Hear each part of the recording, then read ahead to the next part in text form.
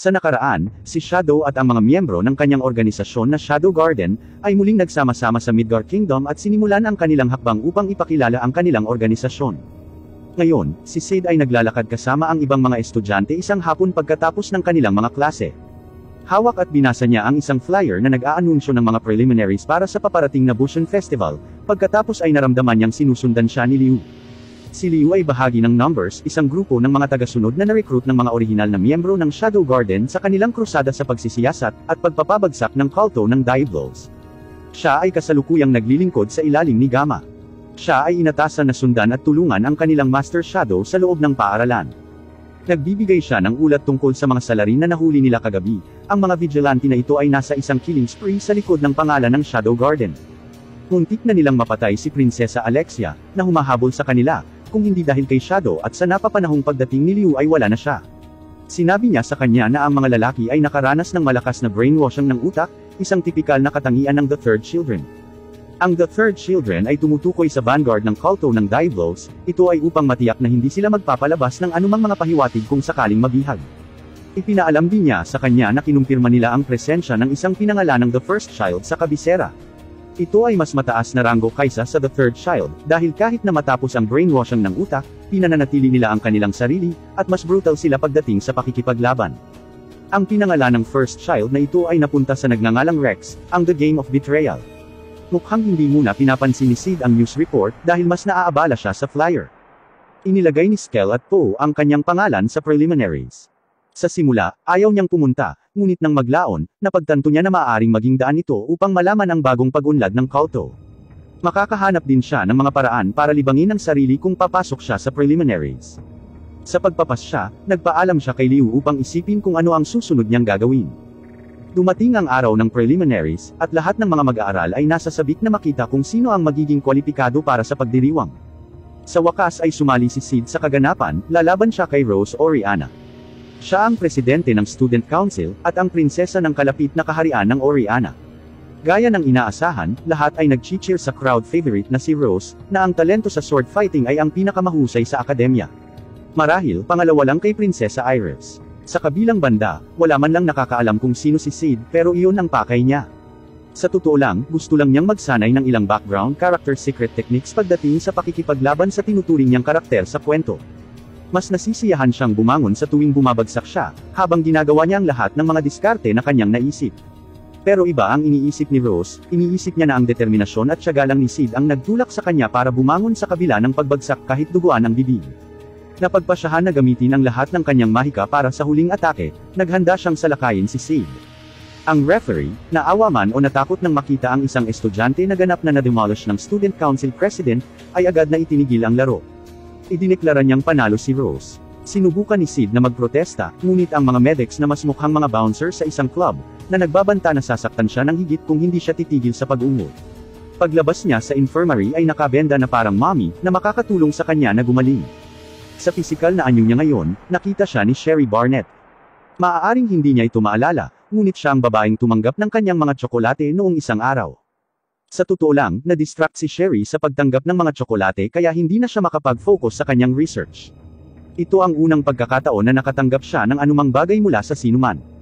Siya ay isang matalinong estudyante na mahilig magbasa, kaya't wala siyang maraming kaibigan dahil doon. Nakita niyang napakatamis ng pagkain, at nagustuhan niya ito kaagad.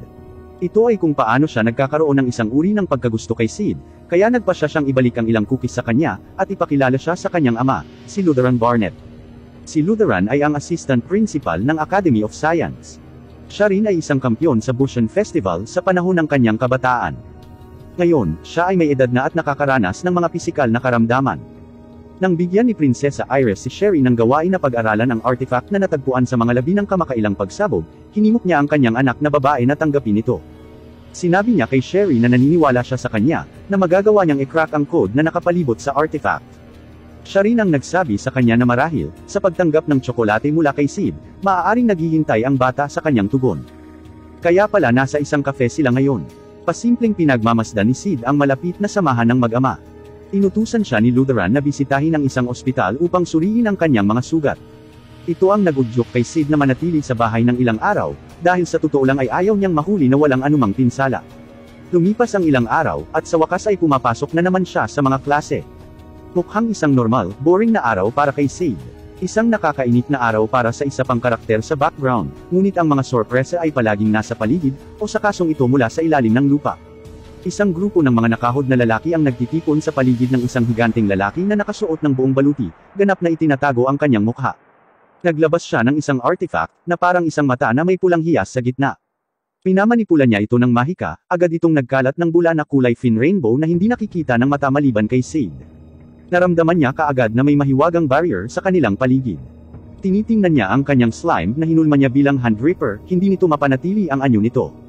Ibig sabihin, pinipigilan ng barrier ang anumang pagmamanipula ng mahika sa loob ng lugar nito. Tumingon siya sa paligid pero parang walang nakakapansin. Pumasok na sa kanilang silid-aralan si Rose Oriana at ang kanyang assistant para i-announce ang mechanics para sa darating na student council elections. Sinubukan ni Sid na pakiramdaman kung may nangyari, at pagkatapos ay pumasok ang mga lalaking nakahod na lalaki sa kanilang silid-aralan, na may hawak na mga espada at pinagbantaan sila. Ipinakilala nila ang kanilang sarili bilang Shadow Garden. Naghahanda si Rose na magtanggol, ngunit tulad ng paggamit niya ng kanyang mahika upang pahusayin ang kanyang sword strike ay nawala ang mahika. Tinutuya siya ng lalaki sa harapan, sinasabi sa kanya na kung walang magic ang kanyang espada, siya ay walang silbi. Pagkatapos, nang walang anumang problema, ang lalaki ay gumagamit ng mahika upang atakihin si Rose.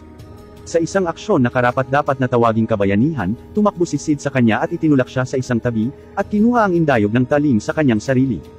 Bumulwak ang dugo sa kanyang sugat na ikinagulat ng lahat. Mukhang isang background character ang magiging unang casualty sa hindi inaasahang school invasion na ito, pero ewan ko lang. Si Sid ang unang nakaisip na ang mga masasamang tao ay may kasama, na pumipigil sa kanilang mga kaaway sa pagmamanipula ng mahika. Sa setup ng pag-hostage na ito sa buong academy, hindi niya maiwasang maging excited. Sa isip niya, normal sa mga senaryo na ito na ang unang nasawi ay isang hindi bidang karakter. Sa wakas, dumating na ang pagkakataon para ipakita niya kung gaano siya ka-background character. Kaya't iniligtas niya si Rose mula sa paglaslas ng espada, tinamaan, at bumagsak sa lupa, na tila pumanaw. Inutusan ng mga lalaking nakahod na magtipon ang lahat ng estudyante sa auditorium. Nagbabala sila na ang anumang nakakatawang pagtatangka ng paghihiganti laban sa kanila ay makakatagpo ng parehong kapalaran katulad ni Sid. Nang makaalis na ang lahat, 3 beses na sinuntok ni Sid ang kanyang dibdib hanggang sa makahinga muli. Siya ay labis na nagmamalaki para sa pagganap ng gayong stunt, na talagang pinangalanan niya na background character secret technique, 10 minutes death heartbreak, napakahusay na pagpapangalan. Sinusubukan niyang manipulahin ang kanyang slime, wala pa ring pagbabago. Nalaman niya gayon paman, na maaari pa rin niyang bumuo ng kanyang magic sa napakanipis na linya, na gagawin sa ngayon. Kinuha niya ang kanyang coat at lumabas para obserbahan ang sitwasyon. Samantala, abala pa rin si Sherry sa kanyang pag-aaral ng artifact. Hindi niya napapansin ang banta na nararanasan ng buong paaralan. Hanggang sa bisitahin siya ni Rex, ang pinangalan ng The First Child. Ang kanyang instincts ay nagsasabi sa kanya na kunin ang artifact, at huwag hayaan ang lalaki na makakuha nito. Sa paglipas ng panahon, 2 kabalyero mula sa Crimson Order ang lumapit sa kanya, na nagpapahintulot sa kanya na makatakas, ngunit bago yon, narinig niya ang desperadong pagsigaw ng isa sa mga kabalyero, na nagpapahiwatig na ang isa ay nahulog sa mga kamay ni Rex. Nakatayo si Sid sa bubong ng auditorium. Mula sa kanyang vantage point na pagmamasdan niya kung gaano kahusay ang hostage-taking na ito, at pinupuna ang mga hangal na damit ng mga lalaki. Sa pamamagitan ng isa sa mga glass panel, makikita niya na lahat ng tao sa paaralan ay natipon at sinabihan na manatili doon. Nakikita rin niya sa kanyang punto na pinalibutan na ng Knight's Order ang gates ng paaralan. Nag-aalangan silang gumawa ng anumang aksyon dahil sa barrier na pumipigil sa anumang paggamit ng mahika. Sa ibang mga gusali, maaari niyang tiktikan ang mga kaaway na sumasakop sa bawat palapag. Doon niya nakita si Sherry na tumatakbo para sa kanyang buhay. Tulad ng isang sniper, nag-cover siya para dito sa pamamagitan ng pagbaril sa mga terorista gamit ang manipis na mga arrow ng kanyang itim na slime. Naiinis nito si Sid na siya ay walang ingat na naglalakad sa hallway, na para bang iniharap ang sarili sa mga terorista. Kaya't nagpasya siyang salubungin siya papunta sa silid ng kanyang ama. Doon, agad niyang hinanap ang pananaliksik ng kanyang ama tungkol sa artifact na tinatawag na Eye of Avarice. Ito ay isang artifact na ginagamit upang sumiksip ng magic sa loob ng isang partikular na paligid. Tama ang inaakala ni Sherry, na ito ang ginagamit ng mga terorista para pigilan ang mga estudyante na ipagtanggol ang sarili. Maaari itong i-program upang hindi makuha ang anumang mahiwagang frequency mula sa mga kaalyado. Sa matinding mga kaso, hindi nito madetect ang maliit na halaga ng mahika, o masiksip ang higit sa kinakailangan nito. Kaya naman nagagamit pa rin ni Sid ang kanyang mahika sa pamamagitan ng paghubog nito sa manipis na mga linya na halos hindi nagre-rehistro ng anumang frequency. Kapag ang artifact ay sumisipsip ng masyadong maraming magic, maaari itong magdulot ng napakalaking pagsabog. Ipinapaliwanag nito kung bakit ang lahat ng mga mag-aaral ay nagtitipon sa auditorium. Kung sakaling ang Eye of Averus ay makakuha ng masyadong maraming magic, ito ay magdudulot ng isang malaking pagsabog na lilipol sa lahat ng mga mag-aaral sa isang pagkakataon. May paraan para maiwasang mangyari ito, at iyon ay sa pamamagitan ng paggamit ng parang bulaklak na artifact, na sinaliksik ni Sherry nitong mga nakaraang araw. Nagsisilbi itong control unit para sa Eye of Averus. Kapag pareho itong ginamit, ang mga ito ay sinadya upang mag-imbak ng magic para sa mahabang panahon. Kung ma-activate ni Sherry ang artifact at mailapit ito hanggat maaari sa Eye of Averus, maaari nitong ihinto ang paggana ng device. Pero ang problema, iniwan niya lahat ng tools niya sa study room niya. Kaya nagboluntaryo si Sid na kunin ito para sa kanya. Sa auditorium, tinatakot ng lalaking nakasuot ng buong baluti si Rex na hanapin agad ang artifact. Kung hindi dahil sa mga kapalpakan nito, napagtagpo na sana ng lalaki ang dalawang unit. Ang kanyang ambisyon na maibalik sa Knights of Rounds ay sa wakas ay maisa sa katuparan kung mangyayari iyon. Kaya hinanap ni Rex ang babaeng may dala nito. May kasama pa siyang 4 na tauhan. Habang naglalakad sila sa hallway, misteryosong nawala ang dalawa sa likod niya. Nang lumingon siya, pakiramdam niya ay naglaho na rin ang dalawa. Pagkatapos, lumitaw si Sid sa kanyang harapan. Sa kanyang pagkabalisa, gumawa siya ng lambat na parang magic barrier para protektahan ang sarili mula sa kanya, ngunit huli na ang kanyang pag-iingat.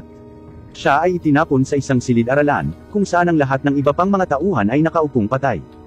Doon, ang papuri ni Sid sa kanyang mga kakayahan ang huli niyang maririnig. Pumunta si Sid sa study room ni Sherry, kung saan nakita niya si Liu na nasa loob na. Hinihiling niya sa kanya na tulungan siyang matukoy ang mga tool na naatasang kunin.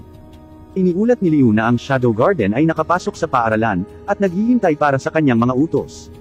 Gagawin ni Gamma ang utos, at hinuhulaan niya na sa lalong madaling panahon ay magagamit nilang lahat ang kanilang mahika. Gayunpaman, pinapayuhan niya ang lahat na maghintay para sa sandaling iyon, dahil masyadong mapanganib na gumawa ng anumang malalaking hakbang sa kasalukuyan. Sa Knight Orders naman, si Princess Iris lang at ang kapitan ng Knight's Order ang makakatulong, bagamat nahihirapan siyang makipag-usap ng mga diskarte sa mga reinforcement. Sa kalaunan, nakuha ni Sid ang lahat ng mga tool na kailangan niya. Sinabi niya kay Liu ang tungkol sa plano ng pag-fine-tune ng artifact upang ma-neutralize ang Eye of Averus.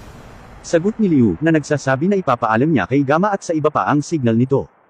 Mukhang ang kasukdulan ng hindi magandang pangyayaring ito ay mangyayari sa paglubog ng araw.